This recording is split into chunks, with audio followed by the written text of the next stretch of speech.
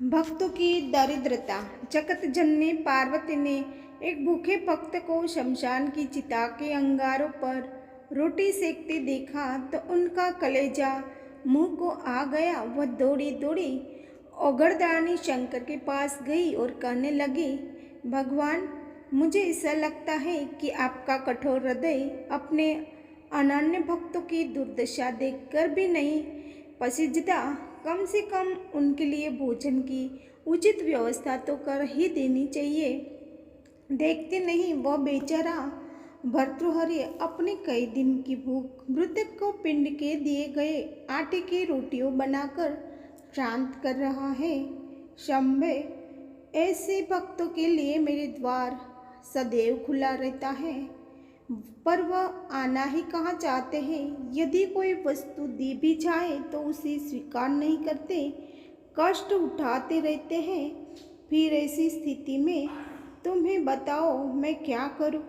शंकर ने हंसते हुए कहा, तो क्या तुम्हारा भक्त को उद्रपूर्ति के लिए भोजन को आवश्यकता भी अनुभव नहीं होती? परीक्षा लेने की तो तुम्हारी पुरानी आदत है। यदि विश्वास न हो तो तुम स्वयं ही जाकर क्यों न पूछ लो। परंतु परीक्षा में सावधानी रखने की आवश्यकता है।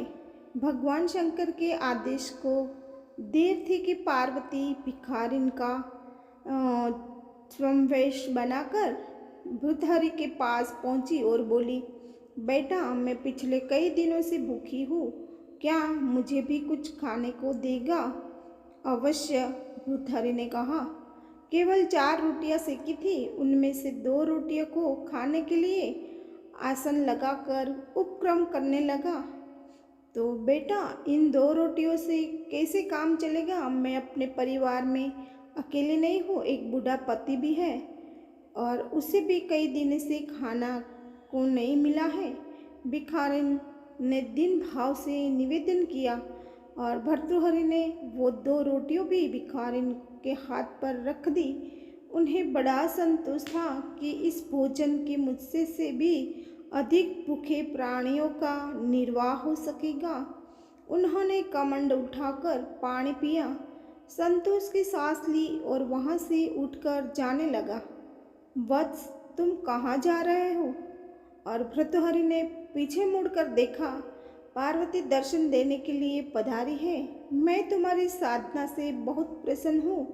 तुम्हें जो वरदान मांगना हो वो मांगो। प्रणाम करते हुए भर्तृहरि ने कहा, अभी तो अपनी और अपने पति की क्षुधा शांत करने के हेतु मुझसे रोटियां मांग कर ले गई थी। जो स्वयं दूसरों से सन्मुख हाथ फैलाकर अपना पेट भरता है वह क्या दे सकेगा? ऐसे भिखारी से मैं क्या मांगू? पार्वती जी ने अपना असली स्वरूप दिखाया और कहा, मैं सर्वशक्तिमान हूँ, तुम्हारी पर दुख कातरता है से बहुत प्रसन्न हूँ। जो चाहो वो वर मांगो। और भर्तृहरि ने श्रद्धापूर्वक जगदम्बा के चरणों में सिर झुकाया और कहा, यदि आप प्रसन्न हो तो यह वर दे कि जो कुछ मुझे मिले उसे दीन दुखिया के लिए लगाता रहे और अभावग्रस्त स्थिति में बिना मन को विचलित किए शांत पूर्वक रह सकूं।